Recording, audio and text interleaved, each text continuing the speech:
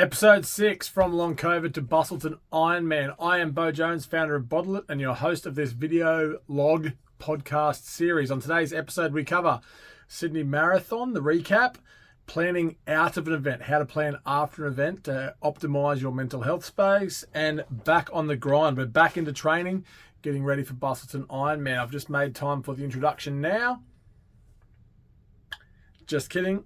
There's no introduction. It'd be weird if there was. So if that gag's getting old, let me know in the comments. We'll wrap it up. We'll do something else. But there has been an issue. There's been, thanks to some technical difficulties, recording with the microphone. So I've pre-recorded it. I had to jump back on and do this little introduction. The episode is set as a podcast this week. So the full podcast is available on the link in the description to go through and have a listen. The video, there's only the second half of the video available, which I'll pop up after this. It'll cut to the second part of the video, which I think it'll pick you up at after the Sydney Marathon discussion and planning out of an Ironman. So apologies for that. The full recap is available via the podcast, and we do discuss all that and more. There's a little bit of vulnerability in this one. I decided to show some warts and all, and some of the behind the scenes that it hasn't been smooth sailing, and we've discovered a fair bit this week. But as an apology for the difficulties, as always, you guys get access to the 10% discount code at Aid Station. But from a Bottle.It point of view,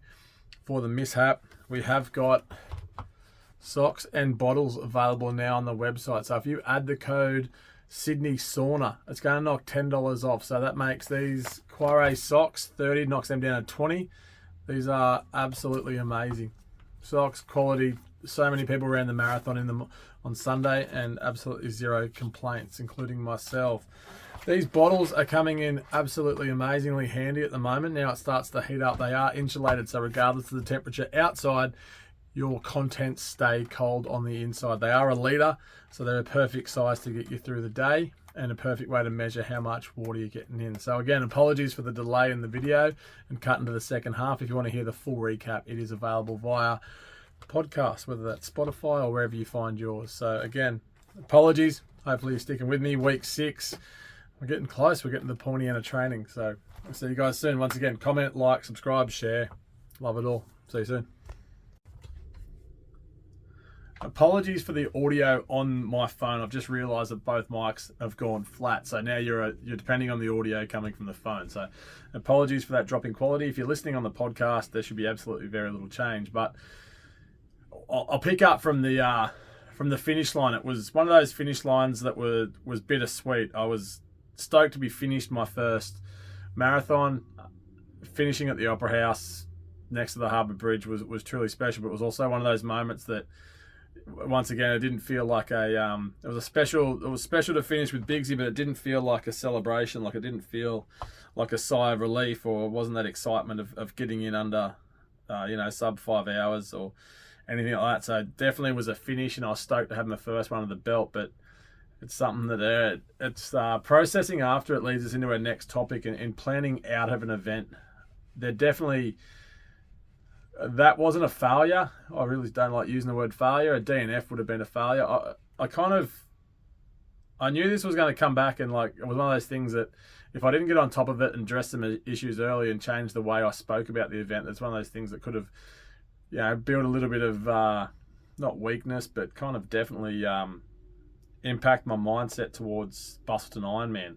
Obviously, there's a marathon component at the end of the Ironman, and not being able to finish a marathon, 10 weeks out from Bustleton Ironman, knowing that a third of an Ironman is a marathon would be something that could play some tricks with the mind. So I made sure really quickly afterwards on the Sunday night that I made an effort to sit down with a journal and write down all the things all the positive moments that happened in the marathon and all of the things that I was proud of. So there were two things there, the positive and the proud. Found some positive in the event, found positive in people, but the things that I'm proud of are the ones that have helped me get through this week. Because obviously, even after the run, I was full of endorphins. I was in a great mood. I was happy I'd finished the marathon. I was looking at the photos. I was laughing, looking at videos and the messages and phone calls. But 48 hours later, when all of that has left, and you're left with this sore body, like 120 kilos. I think it was something like 50,000 steps with 120 kilos. The body was sore, the body was bashed. And if there was a little bit of weakness in the mind, especially with the physical pain, it was going to be amplified and it was going to hurt more. So I did really make it quite clear that I was going to be proud of some things, and those things were the 36 kilometers prior to the sugar crash, which obviously looking back on it, I didn't get enough glucose in, I didn't get enough gels in. I'll have to revisit that. I probably have to speak to Chapo, the nutritionist, and find out what happened and why and how I can avoid that for Busselton, knowing that Busselton is going to be hot.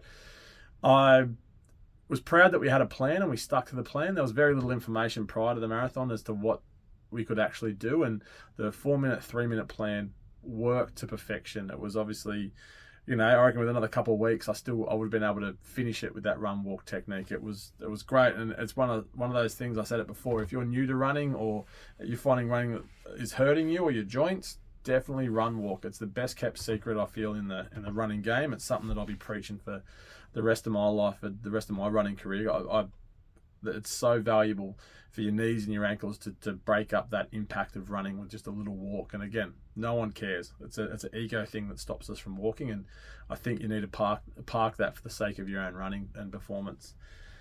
That was pretty much it. I think the 36 Ks, I was mindful that, it's 36 Ks. The weight was another thing. I'm proud that I did that with that weight. So knowing that I'm going, hopefully by the time I get to Perth, I'll be, 10 kilos down. It'll be immensely easier. So just trying to find some positives and some things to take some pride in out of the event. So when, your head starts telling you you're too big or you're unfit, or if you can't go, 5 hours, how are you going to go 12 hours, 13 hours? Like, making sure I had responses for my head noise. It was the mental health advice out of this one. So there are times when your head's going to work against you. So I think if you can take some initiative when you're feeling good, when you've got those endorphins, or when you're aware it's coming, actually sit down, physically write them down. I know that you can tell yourself in your head over and over again, but when that tide changes and your head's starting to tell you the worst, it's really hard to remember that or to go back to that. Whereas if you have a physical hard copy of it, it becomes real. It's a document. It's something that you can draw great strength from. So definitely take pen to paper.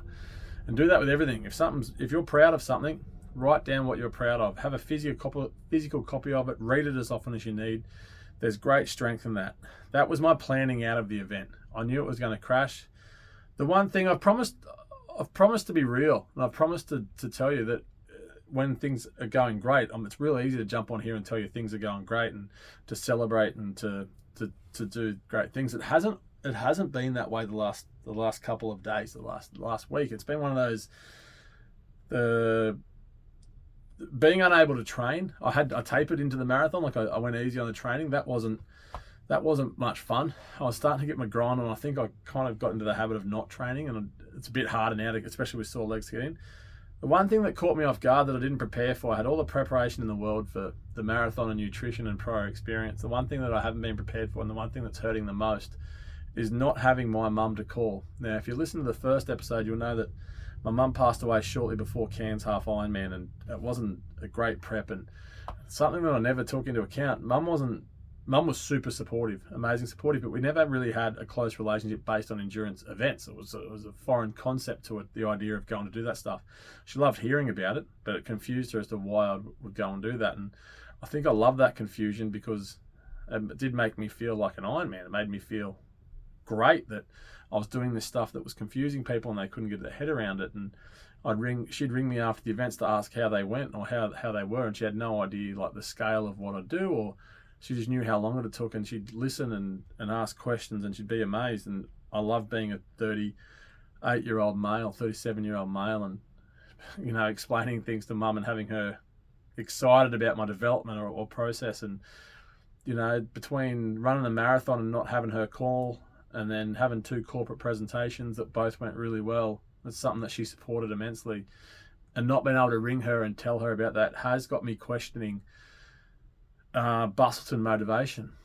It has raised some flags with, if that's such a kick in the guts that when you finish the finish line, your mind goes to, I can't ring her. Like, I just want to ring my mum and tell her how I went. What's your why? What's the purpose? Like, what's the why? Why does the finish line at Busso? Why do you have to go do it? Like, unfortunately, Ali and Duke won't be over to Busselton. We've got an absolutely slam December already, and it's not financially viable for them to come over.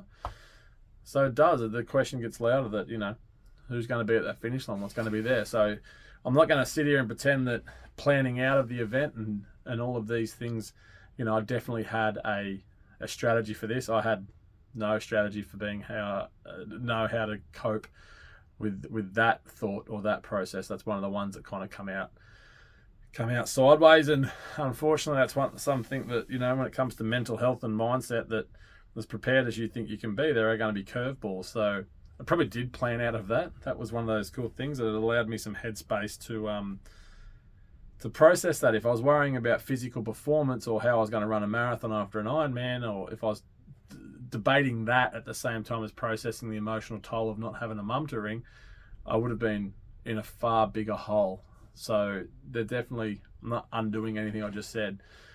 It allowed me a headspace to focus on one thing and work out a strategy behind how I'm going to handle that. And that's obviously, now that I know it's there, I can start rearranging some goalposts and changing my, you know, the phone call of mum wasn't a large part of my why when I'm training, when I'm doing anything, but obviously it's played a big part on my emotional toll, or one of the reasons why I enjoy finishing things. So I'll definitely reevaluate that and put a process in place that, you know, I don't think it's going to make it any easier, but it helps knowing that when I do finish now, I'm going to be aware of what's to follow. So yeah, that was one of the weird curveballs, and like I said, I told you that I'd share it. So you're going to get everything. So we are moving on. We are back on the grind. I gave myself a couple of days off. By gave myself off, I mean I physically probably couldn't have run if I tried. Everything hurt so much. I've got blisters on my toes. Hips really hurt. I didn't expect that. But so I had 48 hours off. Monday, Tuesday were off. I went for a swim Tuesday morning with the All Sorts. Jumped back on the exercise bike yesterday for an hour. Just zone 2, ride the legs over, which helped so much to get the legs turning over. And then this morning I was back training, did extras in the park before our All Sorts session, and was able to get the heart rate up, able to push the legs, and the legs felt good. So genuinely back on the grind. I'll try to get a swim in this afternoon and move into a big weekend of training again. What episode was this? Episode number 2 was how to bulletproof planning. I've had to go back to bulletproof planning to make sure that it works.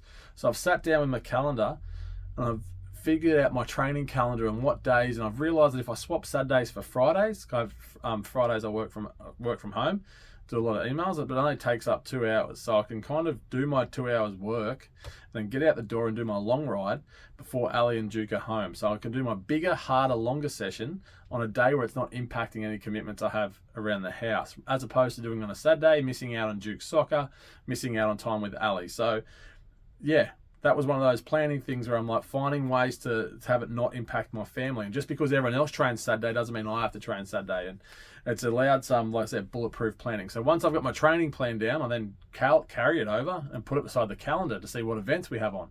Okay, well, this weekend we're going to be in Maitland. This weekend we're going to be, we've got this event on, or these people are coming down to visit. So how can I change this around? And what we've found is Thursday mornings, I can stay on the bike for longer and not get Duke to school. Ali can do that, and that means I can do a longer ride on a Thursday. So just having that, I think, ability to change your plan to make it better for your whole environment is unreal. That's the finishing takeaway and my excitement from today. When you talk about getting excited to train, I'm excited to change days around. I'm excited to explore a few new days, a few new rides, obviously, with that day's change.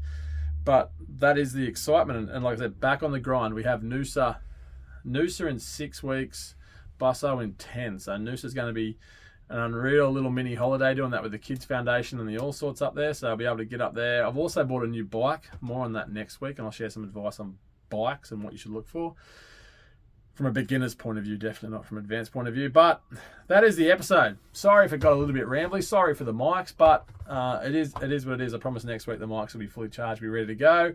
Thank you so much for joining me. This has been an insight into Sydney Marathon that went off the rails and probably wasn't the race recap you're expecting, or hopefully you find some strength in somewhere in that time.